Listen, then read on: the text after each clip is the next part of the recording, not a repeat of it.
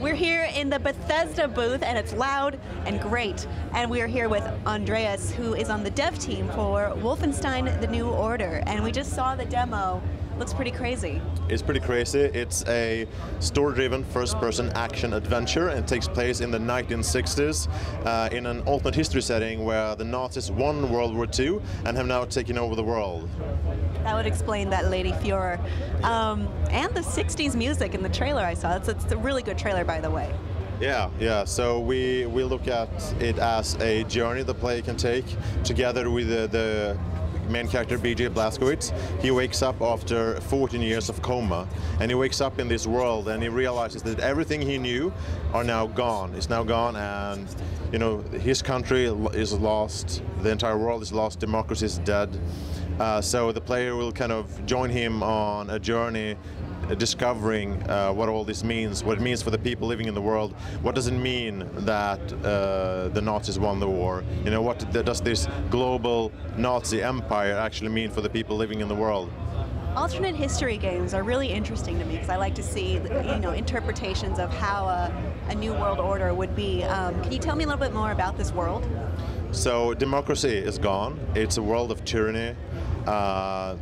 There is a small resistance, but basically the entire world, except for a little bit of Africa, is lost to the Nazi Empire. So yeah, it's a terrible, terrible place to be in. There's a pretty dark theme, but we do kind of mix that up with some humorous elements as well. We like to compare it to the Inglourious Basterds, who had that mix between a bit more the more zany elements and those very dark, important themes. Yeah, I noticed that in there. I think he said, "I'm gonna get you, you Nazi space son of a bitch." Or yeah, was that about it? Pretty much, you fucking Nazi spaceman. There we go. Yeah. So he is Blazkowicz. He is the hero of the old games. So in a way, he is an 80s action hero. So we love that. We are fans of the old Wolfenstein games, and especially Wolfenstein 3D. But he has been gone for 14 years. He's been in a coma. He wakes up and realizes that all the answers he had are now gone. All the easy answers are no more, and he has to find a footing in this new world and find a way to continue the fight.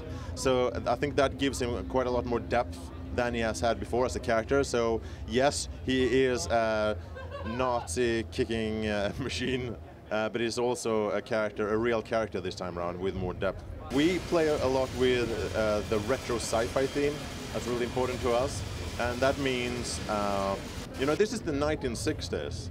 So this is the 1960s idea of what technology would be in the future. So you have towering, crazy robots, you have weird laser weapons, laser rifle, laser miniguns, and all those sort of things. Were there any upgrades made to the combat system itself with the shooting and different weapons in there? So the last games were published by Activision, and this is published by Bethesda, and it's done by Machine Games, which is a new studio composed to a pretty large degree of people coming from Starbreeze. And Starbreeze did games like Chronicles of Riddick and The Darkness. So the creative leadership of those games are now the people running this game.